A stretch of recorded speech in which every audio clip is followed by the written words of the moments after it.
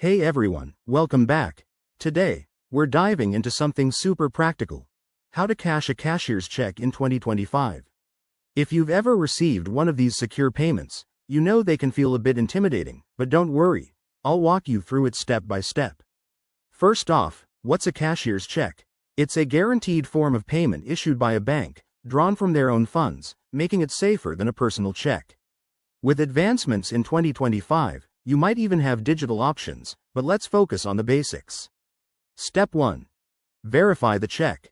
Before you do anything, double-check that it's legitimate. Look for the bank's official stamp, the correct date, and ensure the amount matches what you expect. In 2025, many banks offer apps to scan and verify checks instantly, so use that if available. Step 2. Gather your documents. You'll need a valid ID, like a driver's license or passport, because banks are extra cautious these days to prevent fraud.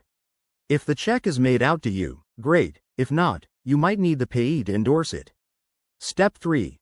Head to the right place. You can cash a cashier's check at the issuing bank, your own bank, or a credit union.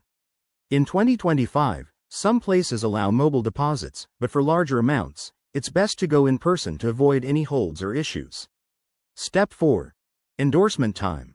Sign the back of the check in the presence of a bank teller. This is your way of saying, yes, this is mine. Then, present it along with your ID. The teller will process it, and you could walk away with cash on the spot, depending on the bank's policies. A few tips to keep in mind. There might be fees involved, so ask up front. Also, watch out for any new 2025 regulations on digital transactions that could affect how you handle it. And always protect yourself from scams. Never cash a check from someone you don't trust. There you have it, folks. Cashing a cashier's check is straightforward once you know the ropes. If you found this helpful, hit that like button and subscribe for more financial tips. Drop your questions in the comments below. Thanks for watching, and see you next time.